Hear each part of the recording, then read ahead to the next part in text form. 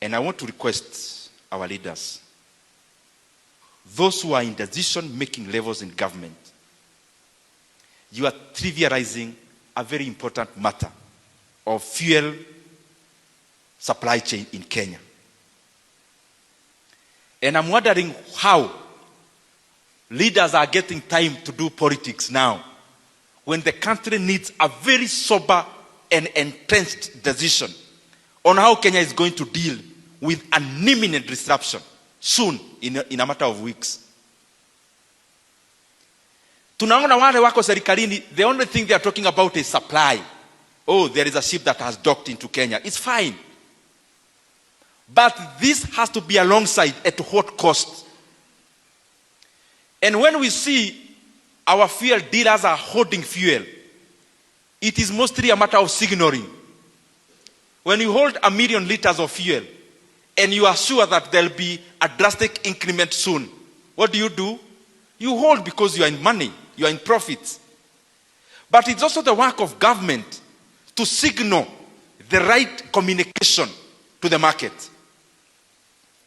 There are only 3 things the government can do to make Kenyans brace themselves in this disruption of oil supply chain ambayo ile imefanyika Iran.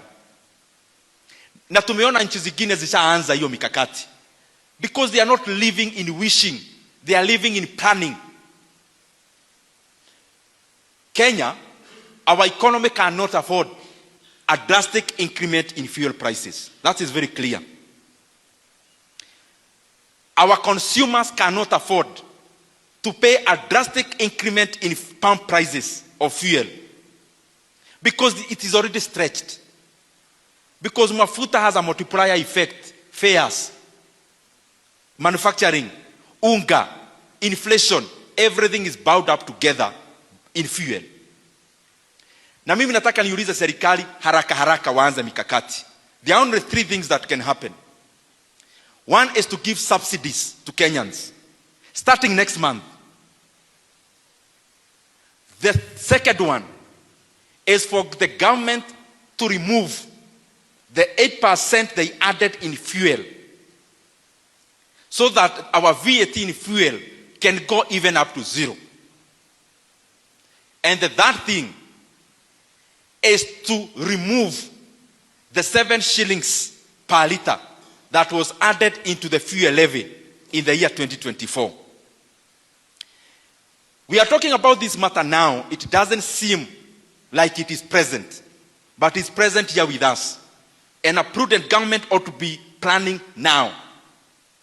Planning that they will not come on TV to give Kenyan stories about Iran. Kabla, walegesha na wateremshe bei VAT, kabla wateremshe fuel levy, na kabla waongeza wa Kenya subsidy. Na nimeenda na nikaangalia PDL, ile inaitwa Petroleum Development Levy in Kenya. It has around 25 billion shillings. Kenya consumes around 12.5 million liters of diesel and petrol.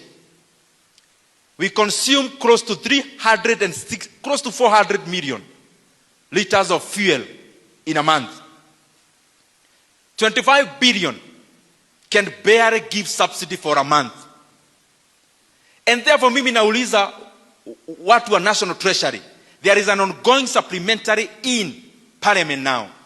It is upon them to send a memorandum to Parliament, provisioning for enough money to subsidize fuel in Kenya, because I am giving them free advice.